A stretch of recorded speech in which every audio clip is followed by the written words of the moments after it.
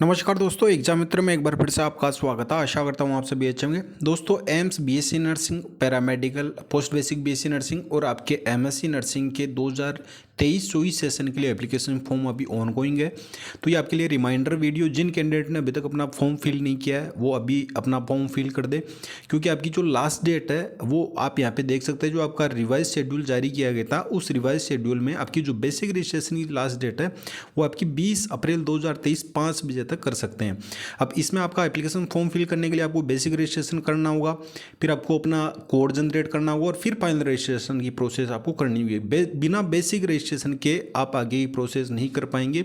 तो 20 अप्रैल से पहले पहले ही आपको अपना बेसिक रजिस्ट्रेशन करना होगा। मैंने डिटेल में सारी चीज़ें चैनल पे वीडियोज़ के माध्यम से स्टेप बाय स्टेप सब चीज़ें समझा रखी है, तो आप वो वीडियो ज़रूर देख लीजिए, आपके लिए काफ़ी हेल्पफुल है। और अगर आपको और हेल्प चाहिए कि आपका जो पेपर पैटर्न किस तरीके से आता है, आपको कैसे प्रिपरेशन करनी है, कौन सी स्टडी मटेरियल फॉलो करना है, कौन सी चीज़ें, क्योंकि कम समय बचा है, स्मार्टनेस से स्टडी करेंगे तो ही सिलेक्शन हो पाएगा।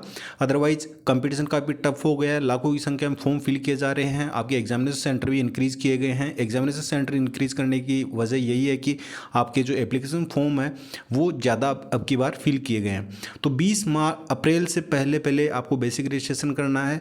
फिर आपका जो कोड जनरेट करने की और फाइनल रजिस्ट्रेशन की जो डेट है वो 28 अप्रैल 2023 तक है।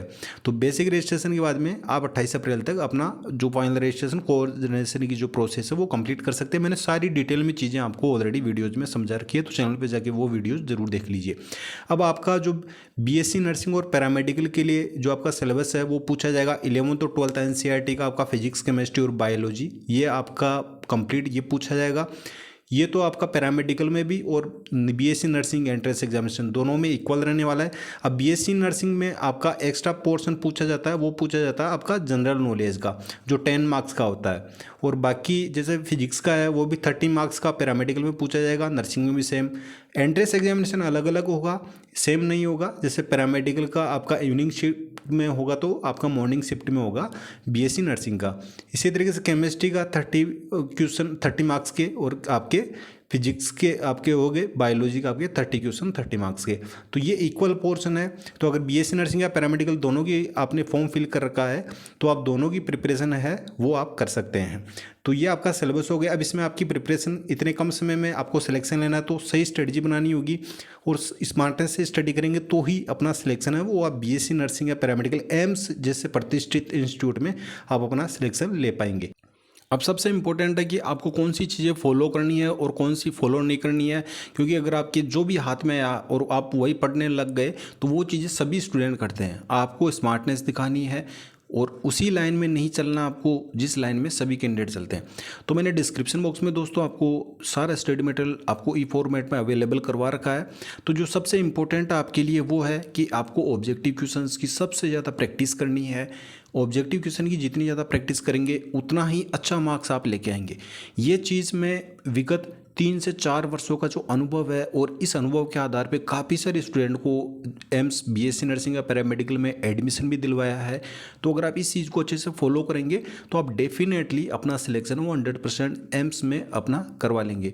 तो आपको ऑब्जेक्टिव बेस्ड जो भी आपके पास में अगर बुक है पहले से तो आप उसको अच्छे से फॉलो कर लीजिए। अगर नहीं है तो मैंने डिस्क्रिप्शन बॉक्स में ऑब्जेक्टिव बुक का लिंक आपको दे रखा है। सबसे पहले तो आपके लिए ये इंपॉर्टेंट है। सेकंड है आपको मॉक टेस्ट पेपर। आपको मॉक टेस्ट पेपर, ये दो चीज़ें आपको अच्छे से फॉलो करनी है। आप चाहे कोई भी कोर्स आपने अवेल कर रखा हो या आप कहीं से भी आप किसी भी कोचिंग से आप कोर्स को आप रेगुलरली फॉलो कर रहे हो, कोर्स में होता है क्या है कि आप ज़्यादा समय देते हो और कम चीज़ें कवर हो पाती है।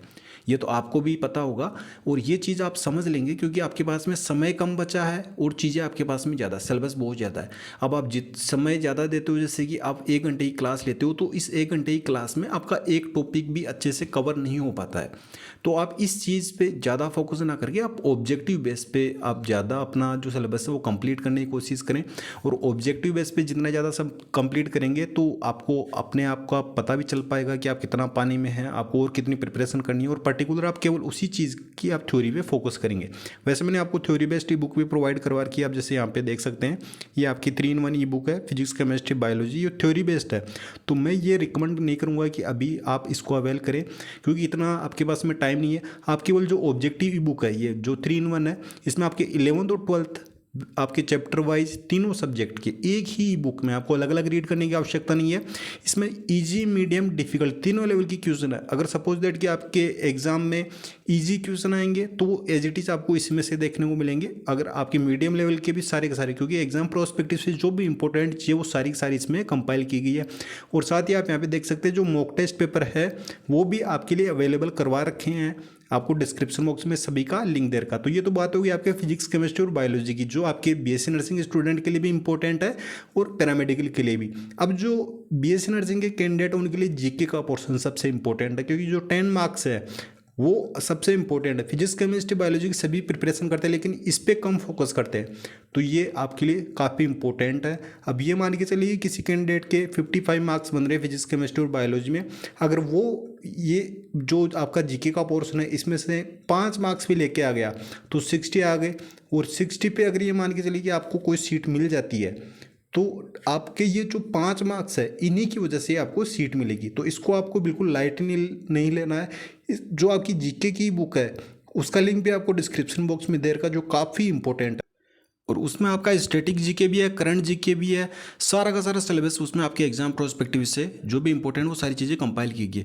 वैसे आपको प्रीवियस ईयर क्वेश्चन पेपर सारा सब कुछ स्टडी मटेरियल वो डिस्क्रिप्शन बॉक्स में लिंक के माध्यम से अवेलेबल करवा रखा है। जैसे कि आप यहाँ पे देख सकते हैं केमिस्ट्री के, फिजिक्स के हैं, इसी तरीके से बायोलॉजी के यहाँ पे हैं, पैरामेडिकल कैंडिडेट के लिए। तो ये सारा का सारा हिंदी और इंग्लिश दोनों लैंग्वेज में आपको डिस्क्रिप्शन बॉक्स में लिंक के माध्यम से अवेलेबल करवा रखा।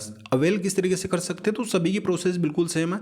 सपोज दैट कि जैसे कि आपको ऑब्जेक्टिव बुक है ये आपको अवेल करनी है, तो डिस्क्रिप्शन बॉक्स में जो लिंक दिया गया उस पर आपको सिंपली क्लिक करना है।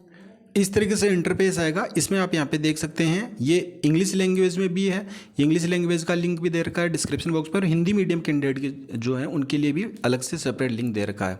तो आप जैसे ही क्लिक करेंगे इस तरीके से इंटरफेस आएगा। बाय नाउ पे आपको सिंपली क्लिक कर देना है। जैसे बाय नाउ पे क्लिक करेंगे इस तरीके से इंटरफेस देखने को मिलेगा। इसमें अपनी डिटेल फिल करनी है, first name, last name, active email ID. Email ID आप क्रॉस चेक जरूर कर लीजिए, आपकी एक्टिव ईमेल आईडी होनी चाहिए जिसके आपके पास पासवर्ड हो। फिर यहाँ अपनी कॉन्टैक्ट डिटेल्स फिल करनी है, रिव्यू एंड पे पे आपको क्लिक कर देना है। जैसे रिव्यू एंड पे पे क्लिक करेंगे इस तरीके से इंटरफेस आएगा। मेक पेमेंट पे क्लिक करना है और यहाँ पे मेक पेमेंट पे क्लिक करते ही आपको क्यूआर कोड का ऑप्शन मिलेगा। इसके अलावा आपको यहाँ पे एंटर यूपीआई मेथड से आप पे कर सकते हैं, और मोर पेमेंट ऑप्शन पे क्लिक करके आपको अदर पेमेंट ऑप्शन भी अवेलेबल करवा रखे हैं। तो आप जैसे एंटर यूपीआई मेथड पे क्लिक करेंगे तो यहाँ पे सारे आपके भीम यूपीआई से, फोन पे, गूगल पे, पेटीएम, सारे पे जो आपकी यूपीआई मेथड अवेलेबल करवा रखे, किसी से भी आप पेमेंट कंफर्म कर सकते हैं। मोर पेमेंट ऑप्शन पे जैसे ही क्लिक करेंगे तो आपको यहाँ पे credit card, debit card, net banking, EMI, wallet या बैंक ट्रांसफर सारे ऑप्शन अवेलेबल है। जैसे ही आप अपना पेमेंट कंफर्म करेंगे आपको आपकी ई बुक डाउनलोड करने का ऑप्शन प्राप्त हो जाएगा। वहाँ से अपनी ई बुक को या मॉक टेस्ट पेपर की फाइल को या जो भी जीके की बुक है या जो भी स्टडी मटेरियल है, प्रीवियस ईयर क्वेश्चन पेपर, सारा सब कुछ स्वयं इसी प्रोसेस से आप अवेल कर सकते हैं। अगर यहाँ से नहीं कर पाते हैं, अब बाय चांस आपने बेक कर लिया तो आपने जो ईमेल आईडी फिल की थी वहाँ पे भी आपको एक मेल सेंड किया जाता है। उस मेल में भी आपको आपकी ई बुक या आपका जो भी स्टडी मटेरियल है उसे डाउनलोड करने का आपको वहाँ से लिंक प्राप्त होता है, वहाँ से भी आप कर सकते हैं। कोई भी डाउट हो, कोई भी इशू मुझे कमेंट बॉक्स में पूछ सकते हैं, इंस्टाग्राम फॉलो करके वहाँ से भी जानकारी ले सकते हैं। फिलहाल के लिए इतना ही था दोस्तों, मिलते हैं नेक्स्ट वीडियो में। धन्यवाद, जय हिंद, जय भारत।